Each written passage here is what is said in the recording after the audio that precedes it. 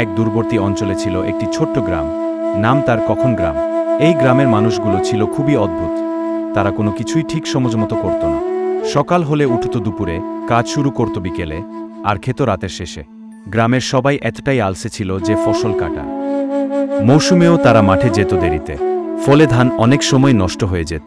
বাজারে জিনিস কিনতে গেলেও বলতো, আজ না, কাল যাব, কিন্তু সেই কাল কখনই আসতো না। গ্রামের মোড়ল হাশেম চাচা বলতেন, আর কদিন পর ঠিক হয়ে যাব, কিন্তু সেই ঠিক হওয়া আর কোনোদিন হয়নি। একদিন হঠাৎ গ্রামের পাশের নদীতে ভয়াবহ বন্যা দেখা দিল। অন্য গ্রামের মানুষজন সবাই আগেভাগেই সতর্ক হয়ে গৃহপালিত পশু আর জিনিসপত্র নিরাপদে সরিয়ে ফেল। কিন্তু কখন গ্রামের মানুষ ভাবল, আহা, কাল দেখি পরদিন নদীর পানি উঠল ঘরে, তখন তারা ছুটোছুটি শুরু করল।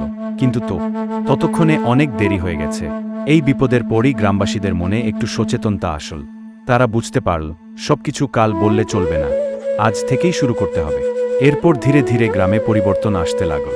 মানুষ সময়মতো উঠতে শিখল, কাজ করতে লাগল নির্দিষ্ট সময়। আজ সেই কখন গ্রাম আর আলসে নয়। নতুন নাম হয়েছে এখন গ্রাম, কারণ এখন তারা সবকিছু এখনই করে ফেলে।